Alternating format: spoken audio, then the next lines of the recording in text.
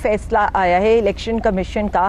Third time election जो है वो सिंध का जो 7 डिस्ट्रिक्ट्स में होना था उसको पोस्टपोन किया गया और ये रीज़न दिया गया जी सैलाब आया हुआ है, जिन इलाकों के अंदर बाई इलेक्शंस था और अब सैलाब की सिचुएशन तो थी नहीं, अब वो कह रहे हैं जी हमारे पास लोग नहीं है। ये नाकामियों की एक लंबी फहरिस्त है। अगर मैं फॉरेन फंडिंग से शुरू करूँ, जिस पर इस्लामाबाद हाई कोर्ट का फैसला आया था कि सारी जमातों का इकट्ठा केस का फैसला करना है, आपने देखा किस तरह की बायसनेस हुई।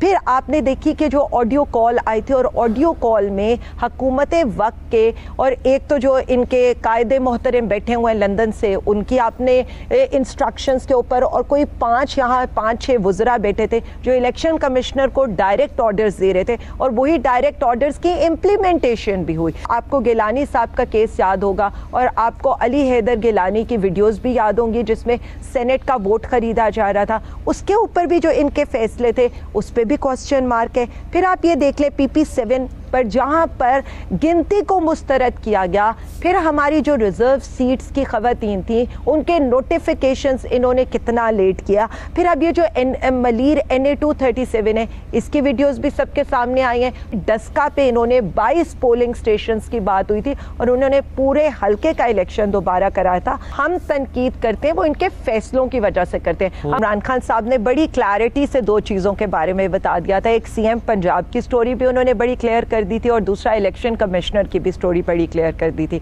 और सबको पता है कि चीफ इलेक्शन कमिश्नर साहब ने पहली हाजिरी और पहला फ़ोन कॉल किसको किया था, मैं उस चीज़ के अंदर जाना नहीं चाहती। मलीर की है NA237 का, क्या आपने ये नहीं देखा है कि वहाँ पर किस तरह से पोलिंग का टाइम ख़त्म होने के बाद पुलिस की सरपरस्ती के अंदर गुंडों ने हमला किया है और जिस तरह से हमारे सदर साहब के ऊपर हमला किया गया है जत्थों ने, वो जत्थे होते हैं जो हथियार लेकर अटैक कर रहे हो। सामने वीडियो एविडेंसेस आ रहे हैं, जब आपके प्रिसाइडिंग ऑफिसर्स आपको बता रहे हैं तो आप रिपोर्ट कराएं। आपका काम ये नहीं है कि आप पार्टी नहीं बन सकते। सिर्फ PP7 के अंदर आपको ही पता है कि सिर्फ वोट काउंट के ऊपर हम वो सीट जीत रहे थे, लेकिन किस तरह से फैसिलिटेशन है। तोशाखाना के अंदर जब हम बात करते हैं, इमरान खान ने कानून के लिहाज से, कवायद के लिहाज से जो भी काम किया वो किया, जबकि बाकियों के तोशाखाने के मैं कंपैरिजन में जाना ही नहीं चाहती कि वहाँ पर क्या हुआ।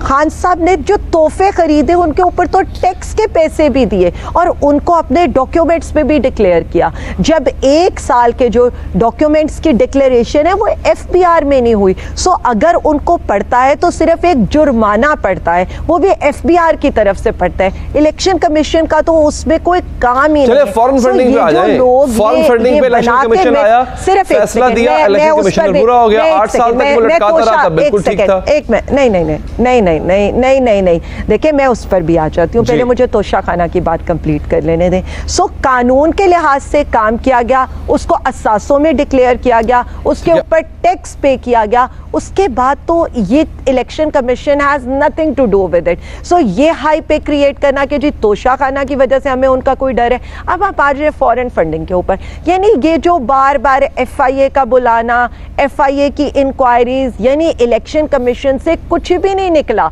अब मैं आपको ये बता दूं, जो इलेक्शन कमीशन, मुझे तो ये समझ में नहीं आ रहा कि फॉरेन फंडिंग, यानी आप इलेक्शन कमीशन के उस फैसले में तो इलेक्शन कमीशन के ऊपर हर उंगलियां उठ रही हैं कि आपने पाकिस्तानी सिटीजन्स को ड्यूअल सिटीजन्स बना दिया। आपने उन कंपनीज को, यानी जो जो बातें की जा रही हैं, मतलब सिर्फ मैं आरिफ नकवी वाली ये बात करूं, आरिफ नकवी को 2019 के अंदर सजा होती है और 2013 के अंदर अगर कोई वो हमारे अकाउंट में पैसे जमा करा रहे तो उसमें ये लिखा जा रहा है कि चूंकि उसको 2019 में सजा हुई थी तो आपने 2013 में वो फंड क्यों लिया था। जिन जिन चीजों के ऊपर हम एक एक चीज पे एक एक दफा केस लड़ रहे हैं, पहली पार्टी है जिसने रसीदें जमा कराई हैं, पहली पार्टी है जो अपना हिसाब दे रही है, पहली पार्टी है जो अवाम से पैसे लेकर पॉलिटिकल फंडिंग कर रही है। सिर्फ मीडिया नैरेटिव के लिए जरूर इस्तेमाल करें जो दूसरी पार्टीज कर रही हैं। बात फिर वही है कि अगर हम कंपेयर करते हैं तो अकाउंट्स में घपला निकलता ही नहीं है। घपला तो उन अकाउंट्स में निकलता है जहां औरंगजेब भट्ट जैसे लोगों को ब्यूटिफिकेशन ऑफ गुजरात का नोटिस दिया जाता है और डायरेक्ट टीटियां गिरती हैं वजीर आजम साहब के अकाउंट के अंदर और खुद बताया जाता है कि जी उनको पॉलिटिकली रिश्वत दी गई थी ये नोटिफिकेशन देने के लिए, और उसके बाद उनके हवाले किए गए थे पूरे के पूरे गुजरात के फंड के कमिश्नर भी उनको जवाब देता और लोग भी इस तरह। इसी तरह से जिनके अकाउंट्स के अंदर, जिनके पार्टी फंड्स के अंदर किकबैक्स के मनी आ रहे हैं, जिनके पार्टी अकाउंट्स के अंदर जो उन्होंने रिश्वतें ली हुई हैं,